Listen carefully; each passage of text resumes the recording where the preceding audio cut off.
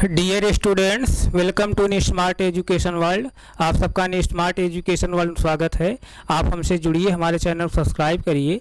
जो भी कोई इशू है इसके लिए आप लोग कमेंट बॉक्स में सुझाव दीजिए। जो भी कोई इशू रहेगा उसको हम लोग सॉर्ट आउट करने की कोशिश करेंगे। इसके साथ साथ मैं सभी अभिभावकगण से भी निवेदन कर रहा हूँ, आप भी हमारे चैनल के माध्यम से जुड़िए। हमारे आप कंटेंट को आप एनालिसिस करिए, हमारे कंटेंट को एनालिसिस करके बच्चों को जरूर हमारे चैनल के माध्यम से जोड़िए। बच्चों को भी मोबाइल प्रोवाइड कराइए ताकि बच्चे जो है जो भी कंटेंट हम लोग यहाँ प्रोवाइड कर रहे हैं आसानी से पढ़ सकें। इसके साथ साथ आप सब जो है अपना सुझाव दीजिए। आप सब जो भी सुझाव देंगे उसको हम लोग फॉलो करते हुए यहाँ से और बेहतर कंटेंट प्रोवाइड करने की कोशिश करेंगे।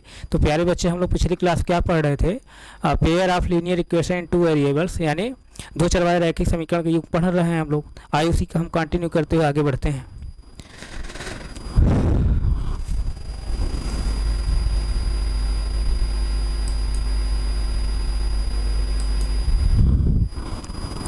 दो चरवाहे रैखिक समीकरण के युग,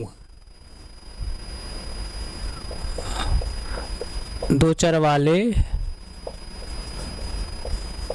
रैखिक समीकरण इसी को रेखीय भी कहते हैं। दो चरवाहे रैखिक समीकरण के युग्म यानी pair of linear equation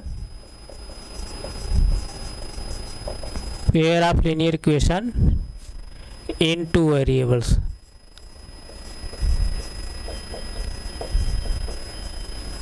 pair of linear equation two variables. तो पिछली क्लास में हम लोग क्या पढ़ रहे थे? Pair of linear equation two variables में हम लोगों ने ग्राफ के माध्यम से दो चरवाहे रैखिक समीकरण के योग हम लोग सॉल्व कर रहे थे। यानी pair of linear equation two variable को हम लोग ज्योमेट्रिक मेथड सॉल्व कर रहे थे, यानी ग्राफ के माध्यम से हम लोग सॉल्व कर रहे थे, यानी उसका सॉल्यूशन निकाल रहे थे। तो जिसमें हम लोगों ने कुछ एग्जांपल सीखा था। आइए हम उसी कंटिन्यू करते हुए आगे बढ़ते हैं। तो जैसे देखिए, यहाँ से अपनी बुक ओपन कर लीजिए। जो भी बुक हम लोग पढ़ रहे हैं ये NCERT पढ़ रहे हैं। अगर NCERT बुक आपके पास नहीं है तो जो भी बुक आपके पास है उस बुक को आप ओपन करके पढ़िए। जैसे देखिए, पिछली क्लास में हम लोगों ने एग्जाम्पल नंबर 4 हम लोग पढ़ रहे हैं शायद।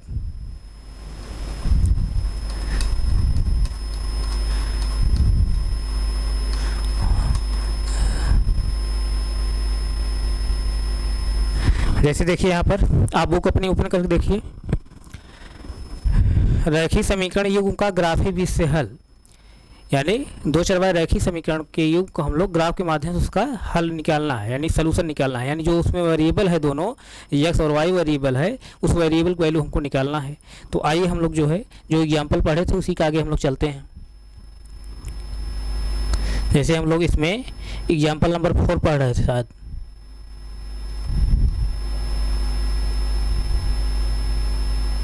एग्जाम्पल नंबर 4 क्या था? ग्राफ द्वारा जांच कीजिए कि समीकरण युग्म x + 3y = 6 और 2x - 3y = 12 जो है संगत है। यदि ऐसा हो तो उन्हें ग्राफ द्वारा हल कीजिए। तो यहाँ पर प्यारे बच्चे, पिछली क्लास में इस एग्जाम्पल को हम बताए थे, लेकिन जो है लास्ट में वहाँ पर कुछ साउंड इशू आपको होगा, क्योंकि हम माइक का स्टाइल नहीं चेंज कर पाए थे तो वहाँ कुछ साउंड नहीं आ रही होगी। तो थोड़ा सा मैं वहाँ पर रिवाइज कर दिया रहा हूँ, आपको समझ जरूर आया होगा। थोड़ा सा मैं वहाँ बता दे रहा हूँ कि यहाँ पर दो चरवाहे रैखिक समीकरण को जो दिया है, दो चरवाहे रैखिक समीकरण युग जो दिया गया है, दोनों समीकरण जो दिया गया है, इन दोनों समीकरण को ग्राफ के माध्यम से चेक करना है क्या संगत है नहीं है। और अगर संगत है तो इनका आप सलूशन निकालिए, हल निकालिए, यानी x और y जो वैल्यू है वही निकालना है, जिससे जो है इक्वेशन नंबर 1 भी सेटिस्फाई हो जाए, इक्वेशन नंबर 2 भी सेटिस्फाई हो जाए। तो यहाँ पर प्यारे बच्चे, इस एग्जाम्पल को हम क्या बताए थे? इस एग्जाम्पल के बारे में बताया था। इन दोनों समीकरण के माध्यम से जो है हम लोग ग्राफ जो है ड्रा करेंगे। जब ग्राफ ड्रा करेंगे तो वहाँ हम लोग देखेंगे, अगर इन दोनों समीकरणों के माध्यम से जो दोनों हमको लाइनें मिलती हैं, यानी दोनों समीकरण के माध्यम से जो हमको दोनों लाइनें प्राप्त होंगी, अगर ग्राफ के माध्यम से वो दोनों लाइनें जो प्राप्त हो रही हैं अगर वो दोनों लाइनें एक दूसरे के इंटरसेक्ट करेंगी तब तो हमको एक सलूशन मिलेगा इसका। अगर दोनों लाइनें एक दूसरे के इंटरसेक्ट कर जाएंगी, सोल्यूशन एक मिलेगा। इसका मतलब जब सोल्यूशन मिल गया तो ये दोनों समीकरण क्या है, संगत है। और सोल्यूशन अगर नहीं मिलेगा, संगत नहीं है, तो तब असंगत होंगे। तो पिछली क्लास में हम लोगों ने जब ग्राफ बनाया इसका, तो ग्राफ में हम लोग देखे क्या कि दोनों रेखाएं एक दूसरे के इंटरसेक्ट कर रही थी। और जब ये दोनों रेखाएं एक दूसरे के इंटरसेक्ट करेंगी तो मैं क्या बताया हूँ कि उस कंडीशन में दोनों समीकरणों का सिर्फ एक हल प्राप्त होगा, यानी एक अद्वितीय हल प्राप्त होगा, अर्थात एक यूनिक सोल्यूशन प्राप्त होगा। जब इसका एक अद्वितीय हल या एक हल प्राप्त हो रहा है दोनों समीकरणों का, तब उस कंडीशन में क्या होगा, उस कंडीशन क्या होगा, ये दोनों समीकरण क्या होंगे, संगत होंगे। और उसके बाद तब इनका हल निकालना था। तो जिस बिंदु पर दोनों रेखाएं एक दूसरे के इंटरसेक्ट कर रही हैं, वही बिंदु का जो यानी उसी पॉइंट पर या उसी बिंदु पर जो हमको कोऑर्डिनेट प्राप्त होगा, निर्देशांक जो प्राप्त होगा, वही निर्देशांक क्या होगा, समीकरण नंबर 1 समीकरण नंबर 2 का क्या होगा, सलूशन होगा, हल होगा। तो दोनों रेखाएं जहां इंटरसेक्ट कर रही थी, जो दोनों रेखाएं इंटरसेक्ट कर रही थी, किस कोऑर्डिनेट कर रही थी, जहां इंटरसेक्ट कर रही थी वहां कोऑर्डिनेट हमको क्या मिला था, 6 और 0, यानी x इक्वल टू 6 है और y इक्वल टू क्या है, 0 है। x और y की वैल्यू क्या है, x की वैल्यू 6 है, y की वैल्यू 0 है। और x की वैल्यू 6 और y की वैल्यू 0 पे इक्वेशन नंबर 1 इक्वेशन नंबर 2 दोनों क्या करेगा, सेटिस्फाई करेगा। इसका मतलब इक्वेशन नंबर 1 इक्वेशन नंबर 2 का, यानी इन दोनों चरवाए रैखिक समीकरण युग्म का जो है सलूशन क्या है, 6 और 0 है। यही हमको बताना था। तो ये पिछली क्लास में हम लोग इस तरह से सॉल्व कर लिए हैं। एग्जाम्पल नंबर 4 आपको समझ में आया होगा। आइए हम लोग अब एग्जाम्पल नंबर जो है 5 देखते हैं। एग्जाम्पल नंबर 5,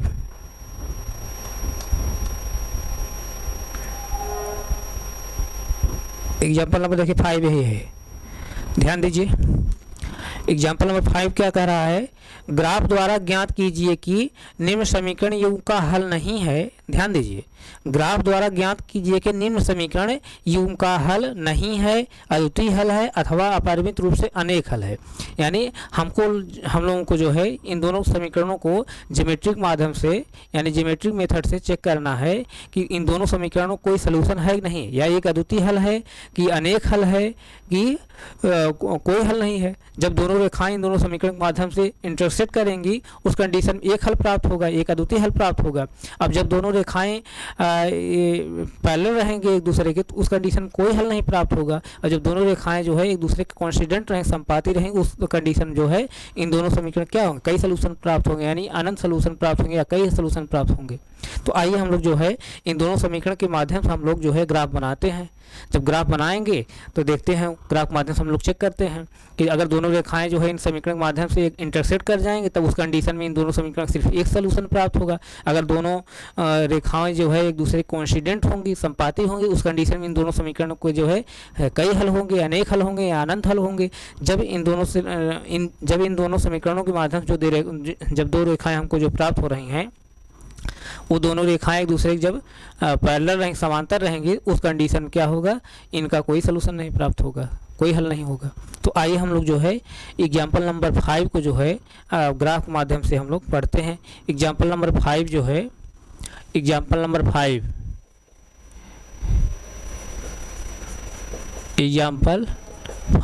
यानी उदाहरण जो है 5, उदाहरण 5 दो समीकरण जो दिया है, क्या दिया है, पहला क्या दिया है, 5x दिया है और दूसरा क्या दिया है, -8y दिया है, +1 है इक्वल टू 0, इक्वेशन नंबर 1 है। इसी तरह से इक्वेशन नंबर 2 क्या दिया है, 3x -24 पूरे का पान 5 है, और फिर क्या है +3 क्या है 5 है, इक्वल टू क्या है 0 है, इक्वेशन नंबर 2 है। इक्वेशन नंबर 2 है। इक्वेशन नंबर 1 इक्वेशन नंबर 2 के माध्यम से हम लोग ग्राफ बनाना है। अब जब दो समीकरण है तो दो हमको लाइनें प्राप्त होंगी, दो रेखाएं प्राप्त होंगी, और उन दोनों रेखाओं को हम लोग ग्राफ जब बनाएंगे तो इन दोनों समीकरण के कम से कम हमको दो सलूशन पता होना चाहिए। जब तक दो सलूशन नहीं पता रहेगा तब तक हम लोग जो है इन दोनों समीकरण के माध्यम से हम ग्राफ नहीं बना पाएंगे। तो अब समीकरण नंबर 1 का हम जो है दो सलूशन निकालेंगे, समीकरण नंबर 2 का भी दो सलूशन निकालेंगे, यानी इक्वेशन नंबर 1 का दो सलूशन हम लोग निकालेंगे, इक्वेशन नंबर 2 का भी दो सलूशन निकालेंगे।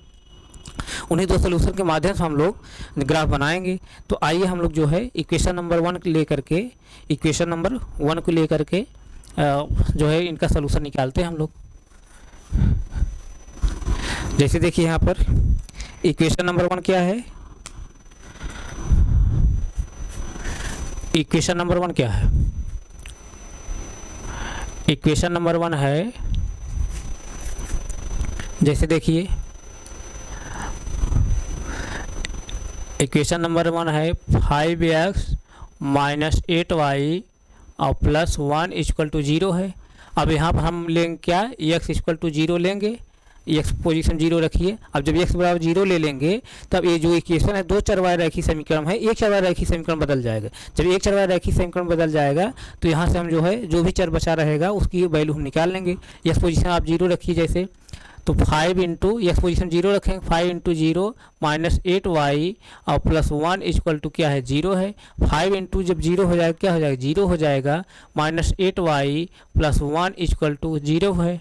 0 में से जब माइनस 8y जब घटाएंगे क्या आएगा, माइनस 8y ही आएगा। Minus 8y plus 1 equal to क्या है 0 है। अब यहाँ से जैसे देखिए, अब यहाँ पर हमको y की वैल्यू निकालना है, y वैल्यू फाइंड आउट करना है, तो हम क्या करेंगे ट्रांसपोज कर देंगे। जब ट्रांसपोज करेंगे तो 1 इधर आएगा तो क्या हो जाएगा, इधर प्लस 1 इधर आएगा क्या हो जाएगा माइनस 1 हो जाएगा। जैसे देखिए तब क्या हो जाएगा, minus 8y equal to minus 1, अब माइनस दोनों तरफ है, माइनस माइनस कैंसिल हो जाएगा, तो 8y इक्वल टू क्या हो जाएगा 1, तो y इक्वल टू क्या हो जाएगा 1/8 हो जाएगा। यानी x इक्वल टू 0 लेने पर तब जो है यानी देन तब y वैल्यू क्या निकल कर आ रही है, तो y वैल्यू क्या निकल कर आ रही है 1/8। यानी हमको जो कोऑर्डिनेट प्राप्त हुआ, कौन सा कोऑर्डिनेट प्राप्त हुआ, कोऑर्डिनेट क्या प्राप्त हुआ हमको 0 और 1/8। इस तरह से यहाँ तक किसी बच्चे कोई डाउट है, नहीं डाउट है। अब हम लोग जो है y बराबर 0 रखेंगे, y बराबर 0 रखिए, y इक्वल टू 0 लेंगे इस इक्वेशन नंबर 1 में, इक्वेशन नंबर 1 0 रखिए, y इक्वल टू 0 यानी 5x equal to 5x minus 8, y position क्या रखेंगे 0, 8 इंटू 0 और प्लस 1 इक्वल टू 0 है। अब जैसे देखिए 8 इंटू जब 0 करें क्या हो जाएगा 0 हो जाएगा, यानी 5x माइनस 0 और प्लस 1 इक्वल टू 0। 5x में से जब 0 सब्ट्रैक्ट करें क्या आएगा 5x ही आएगा, ये 5 है ध्यान दीजिएगा, तो 5x ही बचेगा। 5x प्लस 1 इक्वल टू क्या 0। अब x वैल्यू हमको निकालना है तो हम क्या करेंगे, वेरिएबल एक तरफ करेंगे, कांस्टेंट एक तरफ करेंगे। जब यहाँ प्लस 1 है इधर ले आएंगे क्या हो जाएगा माइनस 1 हो जाएगा, यानी 5x इक्वल टू क्या हो जाएगा -1। तो x इक्वल टू क्या हो जाएगा, यहाँ से x इक्वल टू हो जाएगा -1 पूरे का पान क्या 5, x इक्वल टू -1/5 इस तरह से। तो यानी y इक्वल टू 0 लेने पर तब जो है तब x वैल्यू क्या निकल कर आ रही है, तब x वैल्यू क्या निकल कर आ रही है -1/5। इसका मतलब जो कोऑर्डिनेट हमको प्राप्त हुआ क्या प्राप्त हुआ -1/5 और क्या 0। इस तरह से दो हमको कोऑर्डिनेट पता हो गए। अब इन्हीं दोनों कोऑर्डिनेट हम लोग चेक कर लेते हैं क्या इक्वेशन नंबर 1 सेटिस्फाई हो रहा है दोनों कोऑर्डिनेट से। अगर दोनों कोऑर्डिनेट से इक्वेशन नंबर 1 सेटिस्फाई हो जाएगा तो ये दोनों कोऑर्डिनेट क्या होंगे, इक्वेशन नंबर 1 क्या होंगे सोल्यूशन होंगे। और इस तरह से हमको दो सोल्यूशन पता हो जाएगा। अगर दो सोल्यूशन हमको पता होगा तो हम ग्राफ बना लेंगे और सोल्यूशन ज़्यादा निकालने की जरूरत ही नहीं है। तो आइए जैसे देखिए इक्वेशन नंबर 1 पुट करिए। पहला कोऑर्डिनेट क्या है, x इक्वल टू क्या है 0 है, x इक्वल टू 0 है, y इक्वल टू क्या है 1/8 है। इक्वेशन नंबर 1 पुट कर रहे हैं हम। 5 x पोजीशन क्या रख रहे हैं 0, -8 y पोजीशन क्या रख रहे हैं 1/8 और प्लस 1 इक्वल टू क्या है 0 है। 5 इंटू 0 करें क्या आएगा 0 आएगा। 8 ऊपर है 8 नीचे भी है, कैंसिल हो जाएगा। तो यहाँ क्या बचेगा -1 और +1 इक्वल टू 0। अब यहाँ जैसे देखिए 0 में से -1 जब सब्ट्रैक्ट करेंगे तो क्या आएगा -1 ही आएगा, यानी -1 + 1 इक्वल टू 0।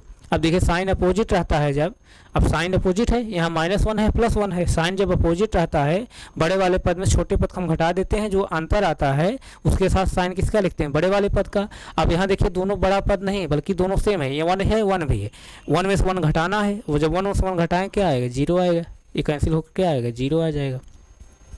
यानी left hand side equal to क्या है, right hand side, left hand side equal to right hand side. यहाँ तक किसी बच्चे कोई डाउट नहीं, डाउट नहीं। इसका मतलब x equal to 0 y equal to 1/8 पर इक्वेशन नंबर क्या हो रहा है, सेटिस्फाई हो रहा है। तो इसका मतलब क्या है कि जो कोऑर्डिनेट हम लोग लिए हैं x इक्वल टू 0 और y equal to 1/8, equation number 1 क्या है, सोल्यूशन है। इस तरह से जो पहला कोऑर्डिनेट है इक्वेशन नंबर 1 का सोल्यूशन है। इसी तरह जो है दूसरे भी कोऑर्डिनेट हम लोग चेक कर ले रहे हैं।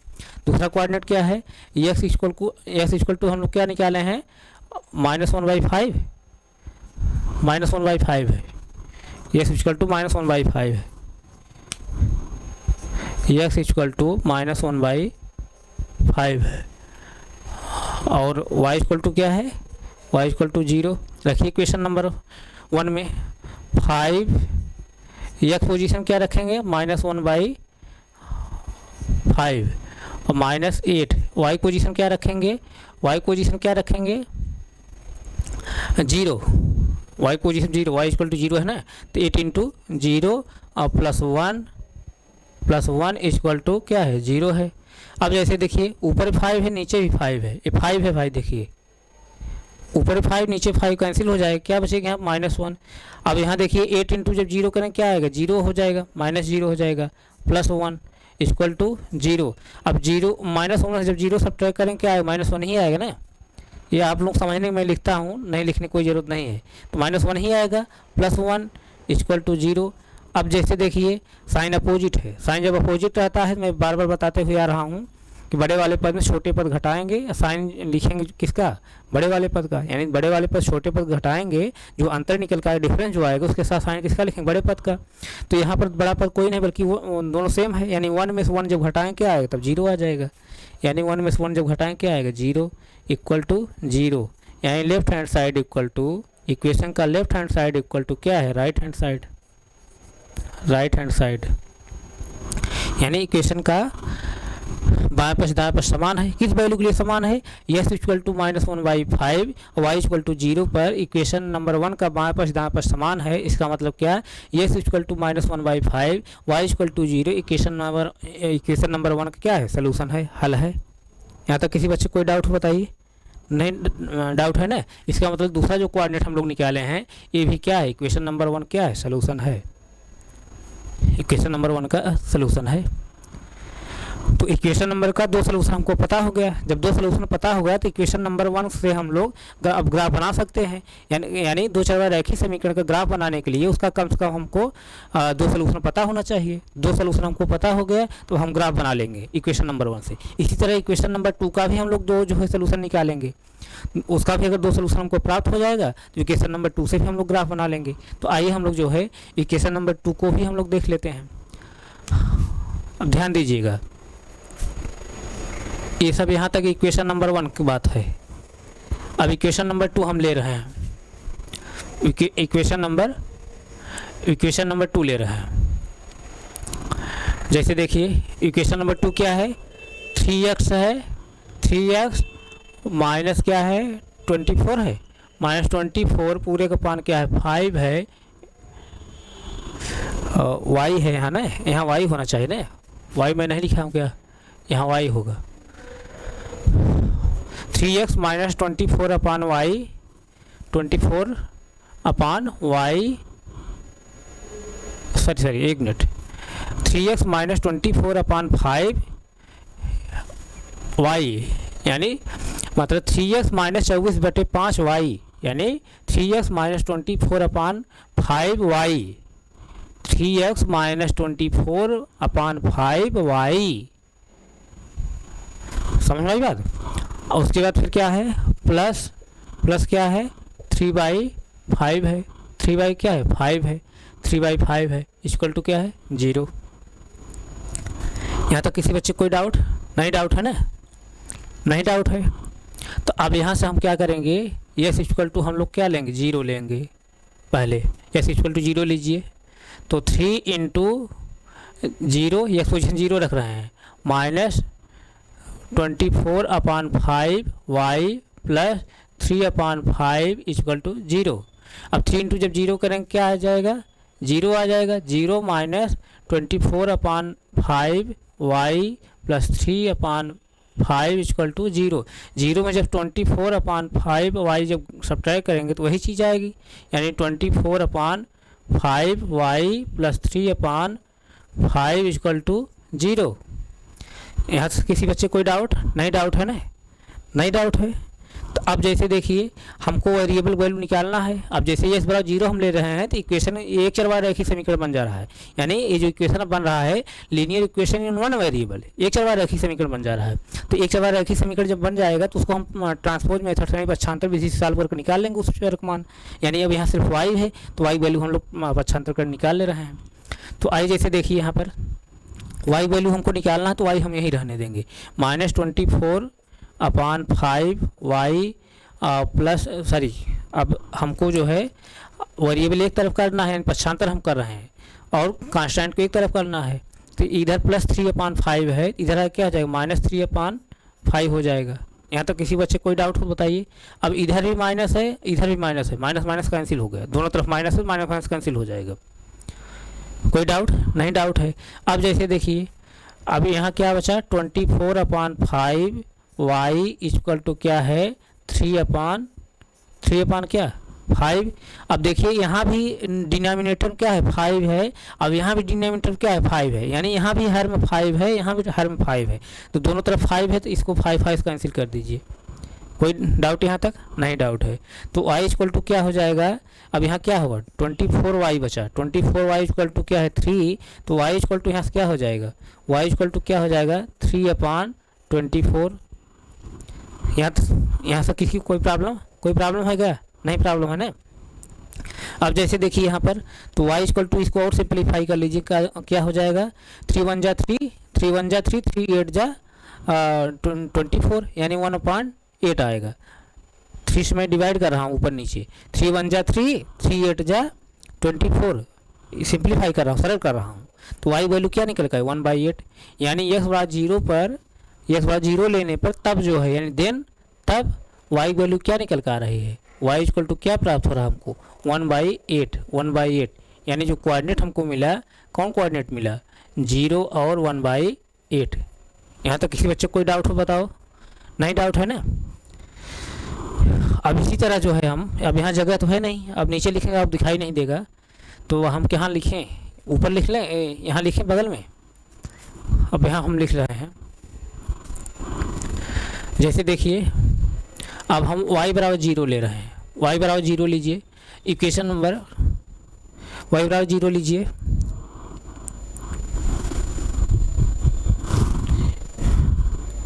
y बराबर, अब हम लोग यहाँ से y बराबर 0 लेंगे, तो y बराबर जब 0 लेंगे, इक्वेशन नंबर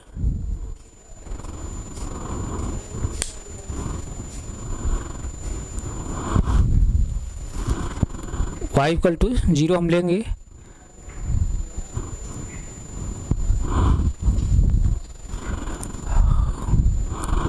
इसको अच्छा यहाँ तक नोट करिए पहले। Thank you so much.